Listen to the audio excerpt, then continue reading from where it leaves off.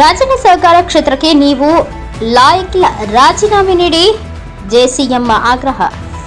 ಚುನಾವಣೆ 2 ದಿನ ಮುಂಚೆ ನಾಮನಿರ್ದೇಶನ ಮಾಡಿ ತುಮುಲ ಅಧ್ಯಕ್ಷರನ್ನ ಆಯ್ಕೆ ಮಾಡುವ ಮೂಲಕ ಇಡೀ ರೈತ ಸಮುದಾಯದ ಮುಖದ ಮೇಲೆ ಬಾರಿಸುವ ಸಹಕಾರ ಸಚಿವ ಕೆಎನ್ ರಾಜಣ್ಣ ಸಹಕಾರ ಕ್ಷೇತ್ರಕ್ಕೆ ಲಾಯಕ್ಕಿಲ್ಲ. ಅವರು ಸಾರ್ವಜನಿಕವಾಗಿ ಕ್ಷಮೆ ಕೇಳಿ ರಾಜೀನಾಮೆ ಕೊಡುವುದು ಸೂಕ್ತ ಎಂದು ಮಾಜಿ ಸಚಿವ ಜೆಸಿ ಮಾಧುಸ್ವಾಮಿ ಹರಿಹಾಯ್ದರು. ನಂದಿನಿ ಭವನದಲ್ಲಿ ಹಾಲು ಉತ್ಪಾದಕರ ಸಹಕಾರ ಸಂಘಗಳು ಗುರುವಾರ ಆಯೋಜಿಸಿದ್ದ ತುಮುಲ ನೂತನ ನಿರ್ದೇಶಕ ಬುಳ್ಳೇನಹಳ್ಳಿ ಶಿವಪ್ರಕಾಶ್ ಅವರ ಅಭಿನಂದನಾ ಕಾರ್ಯಕ್ರಮದಲ್ಲಿ ಅಧ್ಯಕ್ಷತೆ ವಹಿಸಿ ಅವರು ಮಾತನಾಡಿದರು. ಕಾಂಗ್ರೆಸ್ ಪಕ್ಷವೇ ಅಧಿಕಾರ ಹಿಡಿಯಬಹುದಾಗಿದ್ದ ತುಮುಲ ಅಧ್ಯಕ್ಷ ಚುನಾವಣೆಯು ಕೊನೆ ಕ್ಷಣದ ರಾಜಕೀಯ ಕಸರತ್ತಿನಿಂದ ಸಹಕಾರ ವ್ಯವಸ್ಥೆಗೆ ಧಕ್ಕೆ ಬಂದಿದೆ.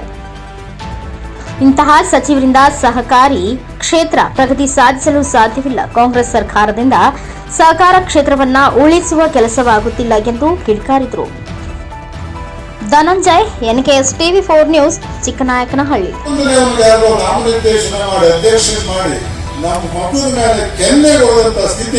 ತುಮಕೂರಲ್ಲಿ ನಿರ್ಮಾಣ ಆಗಿದೆ. ಇದಕ್ಕಿಂತ ನಾಚಿಕೇಡಿ ಸ್ಥಿತಿ ಈ ಒಕ್ಕೂಟ ವ್ಯವಸ್ಥೆ ಇರ್ತಾರೆ.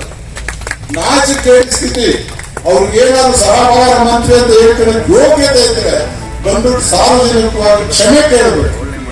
ನಾನು ಸಹಕಾರಿ ಕ್ಷೇತ್ರಕ್ಕೆ ಅಯೋಗ್ಯ, ನಾನು ಈ ಕ್ಷೇತ್ರದಲ್ಲಿ ಲಾಯಕಲ್ಲ ಅಂತ ರಾಜೀನಾಮೆ ಕೊಡಬೇಕು. ನಾನು ಡಿಸ್ಟ್ರಿಕ್ಟ್ ಮಿನಿಸ್ಟರ್ ಆಗಿದ್ದೆ, ನನಗೂ ಬೇಕಾದ ಶಕ್ತಿ ಇತ್ತು. ನಾನು ಹೇಳಿದ್ದು ನಡೀತಾ ಇತ್ತು. ಬಿಜೆಪಿ ಸರ್ಕಾರದಲ್ಲಿ ಒಂದು ದಿವಸ ಒಕ್ಕೂಟದ ವ್ಯವಸ್ಥೆ ನಾನು ಆಗ್ತಿಲ್ಲ. ಒಂದು ದಿವಸ ನಾನು ಅನುಭವಸ್ಥ 5 ವರ್ಷ KMF ಚೇರ್ಮನ್ ಆಗಿದ್ದವು. ಒಂದು ದಿವಸ ಭಯ ಆಗ್ಲಿಲ್ಲ. ಏನಾದ್ರು ವಿಷಯ ಬಂದ್ರೆ ಬಿಡಿ, ಅದು ಆರ್ಗನೈಸೇಷನ್ ಸ್ವಾಯತ್ತ ಸಂಸ್ಥೆ, ಅವರು ನಮಗೆ ಗೆದ್ಕೊಂಡಿದ್ದಾರೆ, ಅವ್ರ ಆಡಳಿತ ಅವ್ರು ಮಾಡ್ಲಿ ಅಂತ ಹೇಳ್ಕೊಂಡ್ ಬಂದವರು. ನಾವು ಬದುಕಿದ್ದಂಗೆನೆ ಕೆನ್ನೆ ಮೇಲೆ ಇಡೀ ರೈತ ಸಮೂಹಕ್ಕೆ ಕೆನ್ನೆ ಮೇಲೆ ಹೊಡೆದಂಗೆ 10 ಜನದಲ್ಲಿ ನಾವು ಯಾರನ್ನಾರು ಮಾಡ್ಕೊಳ್ಳಿ. ನಾವು ತೀರ್ಮಾನ ಮಾಡಿಲ್ಲ. ನಾವು ಶಿವಪ್ರಕಾಶ್ ಯಾರು ಓಡಾಡ್ಬೇಕು ಅಂತ ಖಂಡಿತ ತೀರ್ಮಾನ ಮಾಡಿಲ್ಲ. ನಾನು ಎನ್ನೆವರೆಗೂ ಮಾಡಿರ್ಲಿಲ್ಲ. ಯಾಕಂದ್ರೆ ಯಾರೊಬ್ಬ ರೈತ ಪ್ರತಿನಿಧಿ ಆಗ್ಲಿ ಬಿಡಪ್ಪ, ಇವತ್ತು ನಮಗೂ ಶಕ್ತಿ ಇಲ್ಲ, ಕಾಂಗ್ರೆಸ್ನರ ಆತರ ಆಗ್ಲಿ, ನಾವೇನ್ ಮಾಡಕ್ಕಾಗುತ್ತೆ?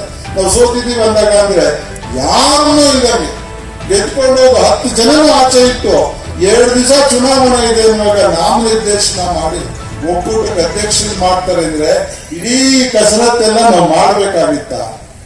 ಇಡೀ ಕಸರತ್ತೆಲ್ಲ ನಮಗೆ ಬೇಕಾಗಿತ್ತ? ನಿಮಗೆ ಬಂದು ಕೈಕಾಲು ಕಟ್ಟಿ ನಿಮ್ಗೆ ಬಂದು ಎಲ್ಲರ ಮನಸೋರಿಸಿ ಓಟ್ ಹಾಕಿಸ್ಕೊಂಡ್ರೆ ಡೈರೆಕ್ಟ್ ಗೆಲ್ಸಿದ್ರೆ ಯಾರು ಲೆಕ್ಕಕ್ಕಿಲ್ಲ. 4 ಜನ ಸರ್ಕಾರಿ ಓಟು, ಒಬ್ರು ನಾಮಿನೇಷನ್ ಓಟು, 2-3 ಜನ ಪಕ್ಷ ಕಾರ್ಯಕರ್ತನ ಕರೆಸಿ ಎದುರಿಸ್ಕೊಂಡು ಒಂದು ಒಕ್ಕೂಟಕ್ಕೆ ಅಧ್ಯಕ್ಷನೇ ಮಾಡೋದೇ ಆದ್ರೆ ಎಂತ ಸ್ಥಿತಿ? KMF ಅಲ್ಲೂ ಇವತ್ತು ಅದೇ ಸ್ಥಿತಿ.